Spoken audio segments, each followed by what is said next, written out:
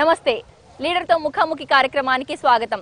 పశ్చిమ గోదావరి జిల్లా నరసాపురం పార్లమెంట్ నియోజకవర్గం నుండి టీడీపీ అభ్యర్థిగా బరిలో ఉన్నారు వేటుకూరి వెంకట శివరామరాజు గారు అలియాస్ కల్వపూడి శివ గారు. మరి ఇప్పటికే 10 సంవత్సరాలు ఎమ్మెల్యేగా కూడా పనిచేశారు. ఇప్పుడు 2019 లోక్సభ ఎన్నికల కోసము ఎంపీగా పోటీ చేయబోతున్నారు. మరి ఇప్పటి వరకు సాధించిన అభివృద్ధి ఎటువంటిది, ఇక ముందు ఎటువంటి అభివృద్ధి హామీలు ఇస్తున్నారు, వారిని అడిగి తెలుసుకుందాం. నమస్తే సార్, ఎలా సాగుతోంది మీ ప్రచారం? మీరు ప్రజల వద్దకు వెళ్తున్నారు, ఒక ఎమ్మెల్యేగా అందరికీ తెలుసు, ఇప్పుడు ఎంపీగా మీరు ఓట్లు అడగబోతున్నారు. మరి ఎలా ఉంది వారి దగ్గర నుండి స్పందన? ప్రచారం చాలా ఉత్సాహంగా ఉంది.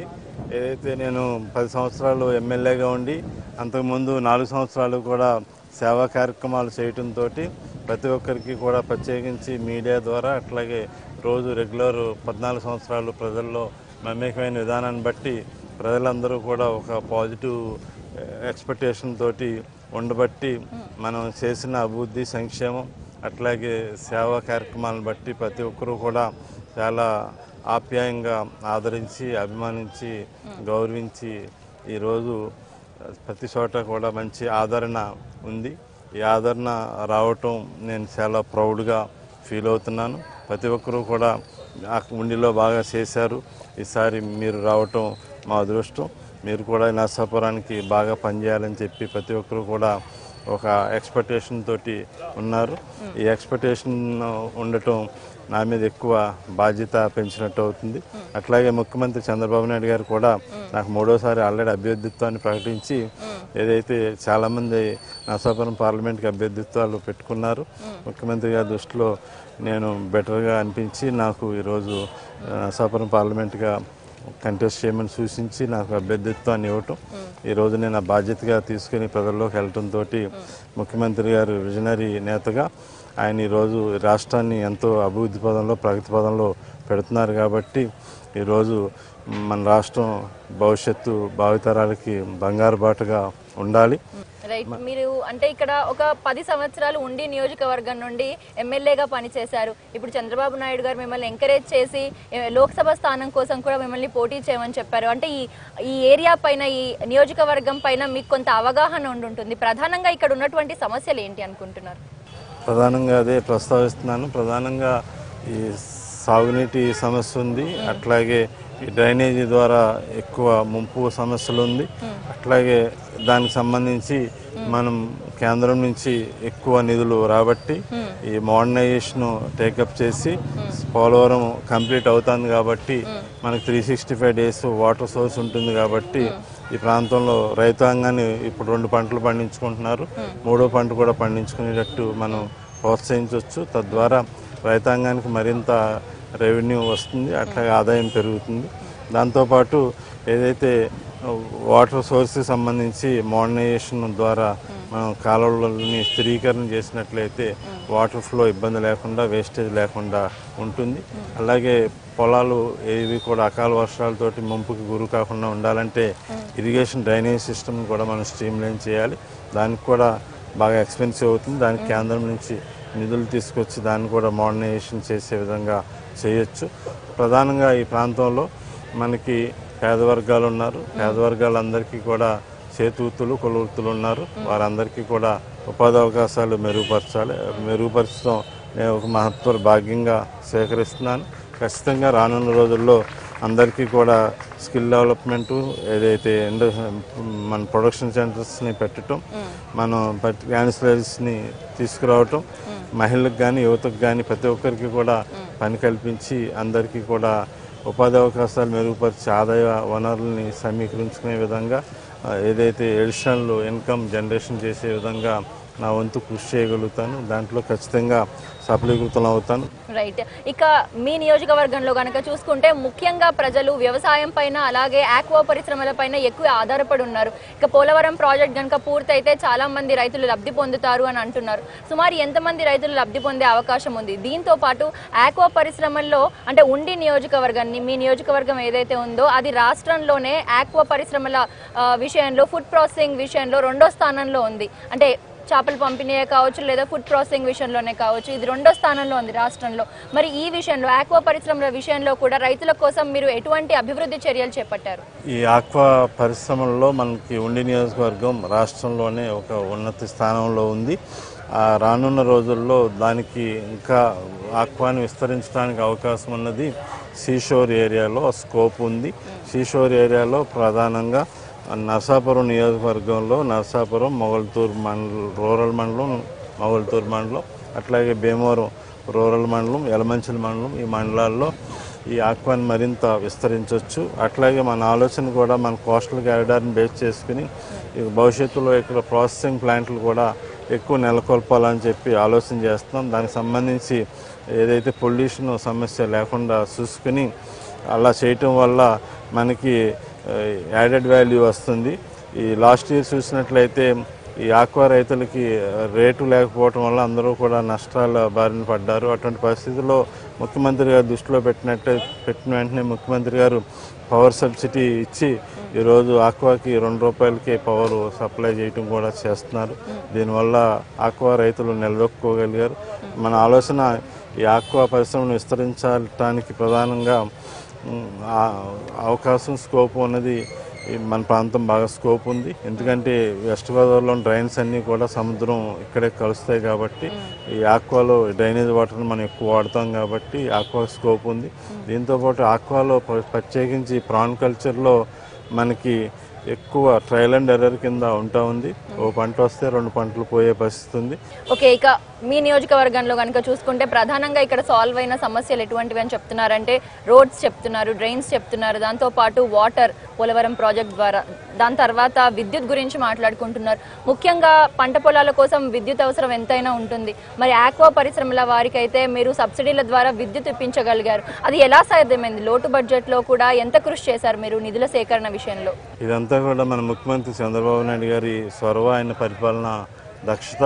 రాష్ట్రం విడిపోయి మనకి ఏదైతే పవర్లో కూడా మనకి కన్జంప్షన్ బట్టి మనకి షేర్ ఇచ్చారు. కన్జంప్షన్ తెలంగాణలో పరిశ్రమలు ఎక్కువ ఉండి ఏదైతే థిక్ పాపులేషన్ ఉండబట్టి అక్కడ ఆల్రెడీ ఆ రాజధాని ఉండి డెవలప్మెంట్ ఎక్కువ ఉంది కాబట్టి అక్కడ తెలంగాణలో కన్జంప్షన్ ఎక్కువ ఉంది, మన ప్రాంతంలో కన్జంప్షన్ తక్కువ ఉంది. ఎలకేషన్ కూడా కన్జంప్షన్ బట్టి తెలంగాణకి ఎక్కువ ఇచ్చి మనకి తక్కువ ఇచ్చారు. లోటు ఉన్న పరిస్థితుల్లో కూడా మనకి హైడెల్లు సరిగ్గా పనిచేయని పరిస్థితి, అట్లాగే ధర్మల్లు ఎక్స్పెన్సివ్ ఉండే పరిస్థితి, అట్లాగే ఎన్విరాన్మెంట్ ఇష్యూస్ కూడా ఉండే పరిస్థితి. ఇటువంటి పరిస్థితుల్లో ముఖ్యమంత్రి చంద్రబాబు నాయుడు గారు 2003 ఆ ప్రాంతంలో ఎక్కువ ఈ పవరు డిస్ట్రిబ్యూషన్ మీద ఎక్కువ దృష్టి పెట్టారు కాబట్టి అప్పుడు ఆ ఫలితాలు ఇప్పుడు కేంద్రం మీద ఒత్తిడి పెట్టి ఆ డిస్ట్రిబ్యూటర్ని సిస్టమ్ని స్ట్రీమ్లైన్ చేయటం ద్వారా మన ప్రాంతానికి ఈ పవర్ ప్రాబ్లమ్ని కొంత షార్ట్అవుట్ చేసి 24 గంటలు కరెంట్ ఇవ్వడం జరిగింది. నేను గతంలో ప్రతిపక్షంలో శాసనసభ్యుడిగా ఉన్నప్పుడు రోజు నిరంతరం కరెంటు కోతలతోటి ప్రజలందరూ కూడా గగ్గోలు పెట్టే పరిస్థితిలో ఆ రోజు నేను ఉద్యమం కూడా చేయటం జరిగింది. అలాగే ఈ ప్రాంతంలో ప్రధానంగా మంచినీటి సమస్య కూడా ఉంది. ఇదైతే గోదావరి శివారు ప్రాంతం అవటం, ఎగువన ఉన్న వారికి డ్రైనేజీ, మాకు ఇక్కడ దిగువన ఉన్న వారికి ఇరిగేషన్ ఉండటంతో మనకి వాటర్ పొల్యూషన్ ప్రాబ్లం కూడా ఉంది. దానికి తోడు ఆక్వా ఉండటంతో కూడా ఇంకా పొల్యూషన్ ఎక్కువ ఉంది. ఇటువంటి పరిస్థితుల్లో నేను ఉండి నియోజకవర్గంలో ప్రతి గ్రామంలోని కూడా ఆరో ప్లాంట్లు పెట్టించి కొంత సురక్షితమైన నీరు ఎమ్మెల్యేని 3 నెలల్లోనే చేయగలిగాను. ఈ వాటర్ సిస్టమ్ని రెగ్యులరైజ్ చేయడానికి ముఖ్యమంత్రి చంద్రబాబు నాయుడు గారు చొరవ చూసి జిల్లాకి 880 కోట్లు కేటాయించడం, అందులో నారా లోకేష్ గారు కూడా ఈ ప్రాంతం మీద ఎక్కువ దృష్టి పెట్టి సుమారు 500 కోట్లు ఈ ప్రాంతానికి కేటాయించడం జరిగింది. ఇవన్నీ కూడా టెండర్ పిలిచారు. దీంట్లో కూడా నా రోల్ ఉంది. రానున్న 6 మంత్స్ 1 ఇయర్లో ప్రతి గ్రామంలోని కూడా డ్రింకింగ్ వాటర్ సిస్టమ్ ఉందో, RWS rural water supplies schemes ఉన్నాయో ఆ స్కీమ్స్ అన్నిటిని కూడా రెగ్యులరైజ్ చేసి అప్గ్రేడ్ చేసి ప్రతి ఇంటికి కూడా 2 పూటలు కూడా నీరు ఇచ్చే విధంగా ప్రణాళిక చేసి మంచినీటి సమస్యని పరిష్కారం చేయగలుగుతాం. మీరు ఇన్ని రోజులు ఒక 10 ఇయర్స్ వరకు మీ నియోజకవర్గానికి సంబంధించి అన్ని అభివృద్ధి కార్యక్రమాలు చేపడుతున్నారు. మరి ఇప్పుడు మీరు ఎంపీగా పోటీ చేయబోతున్నారు అంటే కేవలం మీ నియోజకవర్గం కాకుండా మీ ఎంపీ పరిధిలో వచ్చే 7 నియోజకవర్గాల సమస్యలు కూడా మీకు అవగాహన ఉండాలి. మరి ఎంపీగా ఎందుకు పోటీ చేయబోతున్నారు ఈసారి? ముఖ్యమంత్రి గారి ఆదేశానుసారం ఎంపీ కింద బాధ్యత తీసుకుని ముందుకు వచ్చాను. నేను కూడా ఇది ఒక ప్రౌడ్గానే ఫీల్ అవుతున్నా. గతంలో నేను కేవలం ఉండికి సేవ చేసుకునే పరిస్థితి ఉండేది. ఈరోజు ఉండితో పాటు మిగిలిన 6 సెగ్మెంట్లు కలిపి 7 సెగ్మెంట్లకి కూడా నేను స్థానికంగా ఉండే శాసనసభ్యుల సహకారం తీసుకొని ప్రజాప్రతినిధుల సహకారం తీసుకొని అభివృద్ధి చేయగలుగుతాను. ఎంపీ అంటే ఏంటి, ఎలా పనిచేయచ్చు అనే విధానానికి కొత్త వరుడితోటి నేను చూపించి ప్రజలకి ఏ విధంగా అందుబాటులో ఉండొచ్చు, ఏ విధంగా సేవ చేయొచ్చు, సమస్యను ఏ విధంగా పరిష్కారం చేయొచ్చు అనే దాని మీద నేను రోల్ మోడల్గా ఉంటాను. రైట్. మరి 7 నియోజకవర్గాల ఎమ్మెల్యేలతో కూడా మీకు సమన్వయం ఉండాలి. ఎలా కోఆర్డినేట్ చేసుకుంటూ ముందుకెళ్తున్నారు? మరి ఏదైతే నోరు మంచిదైతే ఊరు మంచిది అవుతుంది. నేను ఖచ్చితంగా అందరూ ఇప్పుడు ఉన్న వాళ్ళందరూ కూడా నాతోటి 2009 నుంచి మనకి పీతాని సత్యనారాయణ గారు, అంజిబాబు గారు, మేము అలాగే నాని గారు 2009లో కలిసి పనిచేస్తున్న వాళ్ళు. అట్లాగే 2014లో మన మాధవ్ నాయుడు గారు, అట్లాగే రామానాయుడు గారు, అలాగే మన రాధాకృష్ణ గారు నాతో కలిసి పనిచేసినవారు కాబట్టి మా అందరం కొలీగ్స్ కాబట్టి నాకు పొలిటికల్ సిస్టమ్ తెలుసు కాబట్టి, పొలిటికల్గా సాధక బాధకాలు తెలుసు కాబట్టి, ప్రత్యేకించి కార్యకర్తలు తెలుగుదేశం పార్టీ కుటుంబంలో ఉన్న సాధక బాధకాలు కూడా తెలుసు. ప్రజలు ఏ విధంగా ఎక్స్పెక్ట్ చేస్తారో ఎక్స్పెక్టేషన్ మీద అవగాహన ఉంది. కార్యకర్తల మీద ఏ విధంగా కార్యకర్తలు మన నుంచి కోరుకుంటున్నారు అనే దాని మీద అవగాహన ఉంది కాబట్టి అదేవిధంగా సమన్వయం బాగుంటుంది. ఖచ్చితంగా ప్రజలని కేడర్ని సంతృప్తిపరచవచ్చు. Right sir. ఇక అలాగే ఇక్కడ కుల సమీకరణాలు గెలుపోటముల విషయంలో చాలా కీలక పాత్ర పోషిస్తుంది. మరి ఇక్కడ మీ విజయావకాశం వెనుక ఎలా కుల సమీకరణాలు పనిచేస్తాయి అనుకుంటున్నారు? నా విషయంలో కులాలు మతాలు అతీతంగా నేను ఉంటాను. ఎందుకంటే ఇక నేను మానవ సేవే మాధవ సేవ అనే ఆలోచనతోటి శివ స్వచ్ఛంద సేవా సంస్థను స్థాపించి వేలాది మందికి వైద్య సేవలు చేశాను. వేలాది మందికి ఉపాధి అవకాశాలు కల్పించి విద్యా అవకాశాలు కల్పించాను. దాంతో ప్రజల్లో ఒక సేవా తత్పరుడు అనే భావన ఉంది. అట్లాగే నేను 2009-14లో ప్రతిపక్ష శాసనసభ సభ్యుడిగా పనిచేసి ఏదైతే గవర్నమెంట్ని విమర్శించడం లక్ష్యంగా పెట్టుకోకుండా ఒక పాజిటివ్ థింకింగ్ తోటి ఒక సమస్య ఉంటే ఆ సమస్యను ఎలా పరిష్కారం చేయొచ్చు అనే దాని మీద పోరాటాలు చేసి, పోరాటాలు అంటే పబ్లిక్ని ఇబ్బంది పెట్టలేదు, నేను ఒకటే ఇబ్బంది పడి ఏదైతే గొరబడెక్క సమస్య ఉంటే గొరబడెక్కను నేనే తొలగించి ప్రభుత్వం దృష్టిలో పెట్టి ప్రభుత్వం ద్వారా జీవో తీసుకొచ్చి రాష్ట్ర ప్రయోజనాలను కాపాడగలిగాం. అలాగే కరెంట్ సమస్య మీద పోరాడగలిగాం. ఏదైతే పోరాటం అంటే కేవలం ఊరికే ఫోటోలు ఇచ్చి మీడియాని ఆ నిమిషంలో ఉపయోగించుకొని చేయటం కాదు. పోరాటం అంటే ఒక పట్టుదల ఉండాలి, నిబద్ధత ఉండాలని చెప్పి ఆ రోజు సమైక్యాంధ్రలో మోకాళ్ళ మీద నడిచి పోరాటం ఉద్యమాలు ఎలా ఉండాలని చెప్పి చూపించడం జరిగింది. అట్లాగే నీటి సమస్యలు వస్తాయని చెప్పి ఆ రోజు జలదీక్ష చేసి చూపించడం జరిగింది. దాంతో ప్రజల్లో ఏదైనా విషయాన్ని సాధించడంలో ఒక శక్తివంతుడు అట్లాగే పట్టుదల గల వ్యక్తి అని చెప్పి నా మీద ప్రజల్లో ఒక నమ్మకం కలిగింది. అట్లాగే 2014 నుంచి 2019లో జనరల్గా పొలిటికల్ సిస్టంలో ఏదైనా సమస్య వస్తే ఆ సమస్యని పరిష్కారం చేయటానికి వచ్చిన తర్వాత పరిష్కారం చేయడానికి పొలిటికల్ సిస్టమ్ ఉంటుంది. జనరల్గా నా సిస్టమ్ డిఫరెంట్.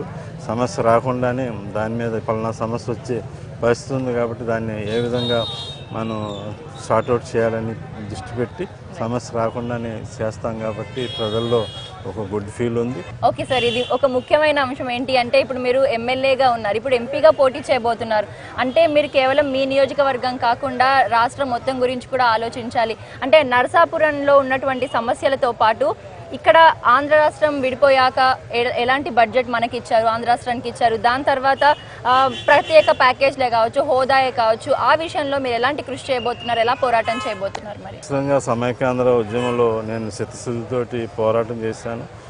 సమైక్య రాష్ట్రం విడిపోతే ఏ సమస్యలు ఉన్నాయనే దాని మీద అవగాహన ఉంది.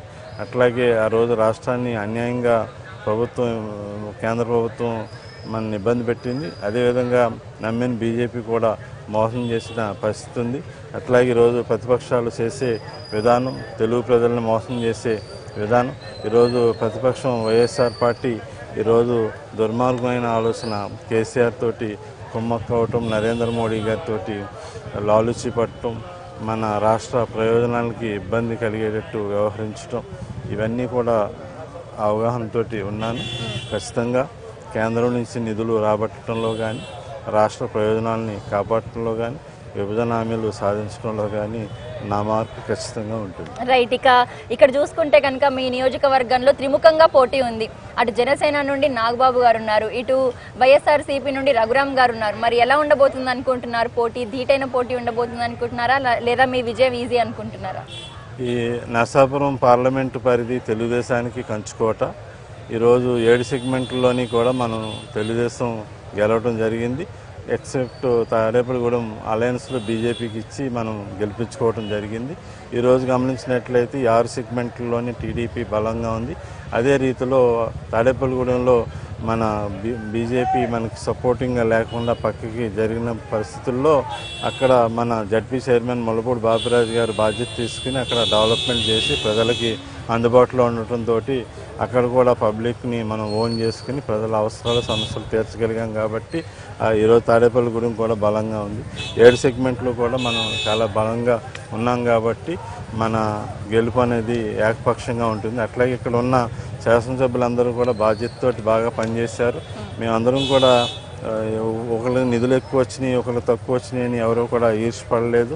నిధులు తక్కువ వచ్చిన వారు ఇంకా నిధులు ఎలా ఎక్కువ తెచ్చుకోవాలనే దాని మీద ఎక్కువ ఎఫర్ట్ పెట్టాం. అందరూ కూడా శాసనసభ్యులందరూ కూడా మంత్రి గారితో సహా అందరూ పోటీ పడి నిధులు తెచ్చుకోగలిగాం. కాబట్టి ఈరోజు మాకు ఒక కాంపిటీషన్ కూడా ఫ్రెండ్లీ కాంపిటీషన్ ఉంది. అందరూ డెవలప్మెంట్ బాగా చేశాం కాబట్టి గెలుపు అనేది ఏకపక్షంగా ఉంటుంది.